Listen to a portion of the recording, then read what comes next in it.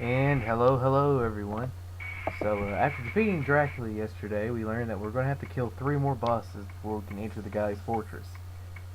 Today we're taking the down path. And from here on, we'll face 3 more bosses, and then after we're on the way to the guy, we'll face another one, and then, of course, we'll face the final boss, who is surprisingly enough the guy. But that's a pretty good ways off now. First of all, we got to make it to the next boss, which I believe is Craigie. And I'll tell you more about him later.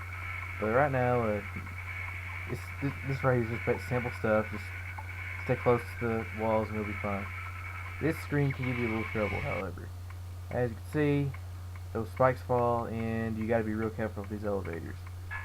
Now, I say the screen's no problem, but I died here a few times so simply because you forget about little things like, spikes of death coming out of walls to do you physical harm. I forget about that crap all the time, really. It's really no big deal. I mean, spikes come out of my walls and I just, sidestep them. But it's no big deal, you know? You know what I mean? I would suspect that some of you don't, but you're better people for it, I think. So yeah, I'm really not sure how you're supposed to know about that little secret path in the wall there on your own, because if you go down, it's basically a death trap. I mean, you can get through it, but it's just so much easier to go that way. Way more easier. So yeah, just wait for that to retract. I think I actually make it through this time. I'll say that, no. We've seen this probably 3, 4 more times. Who knows? I don't even know. I have a poor memory. I recorded this like 7 hours ago, maybe, and yet I can't even remember. So it's like a new experience every time. Yeah, if that sounds a little sarcastic, I've been having technical difficulties today. Like, half my video didn't save, and this is the third attempt I've had on recording this because I keep screwing something up. And so here we are in the room of divine transportation. If you need to, you can go back to the areas where you defeated the bosses to explore. I think it's mostly to find secret items and things like that, for the most part. But we don't need to do that, do we? Here we are. Yeah, that spike there is a very prickish thing to put right as you walk in.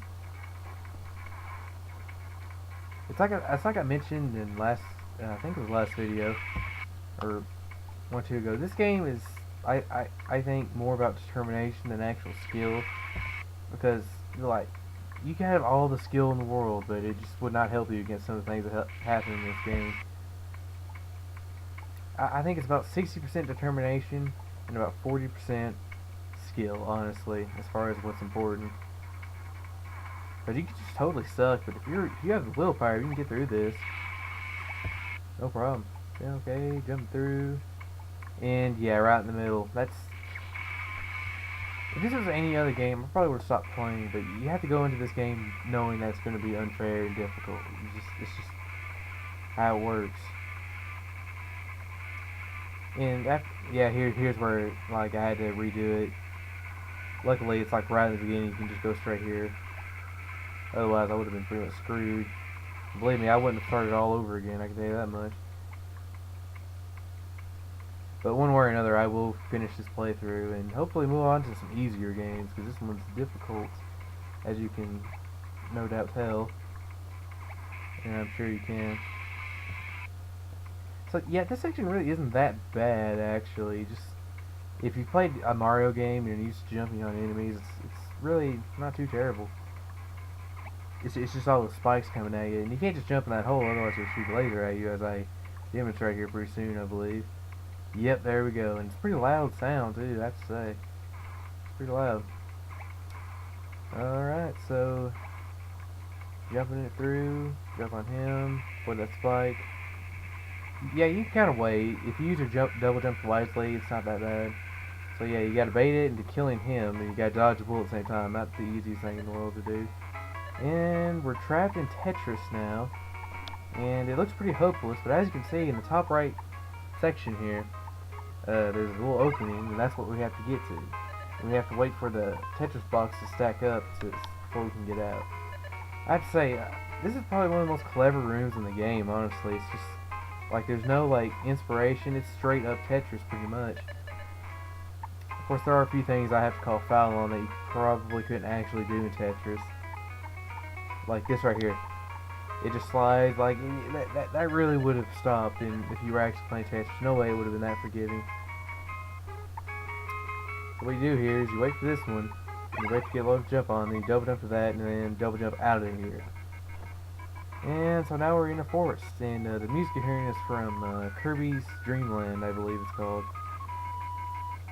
Played that game quite a bit when I was younger, but I don't remember Kirby having wall jumping like we're going to have to do here. Very precise jumping, that's for sure. Oof, it's just terrible. And I'm going to stop the video here. You know, we have a few extra minutes just because this next section is just so brutal. It's probably going to be a whole video in itself. Um, and yeah, there's no question that this next section here is going to be brutal because it's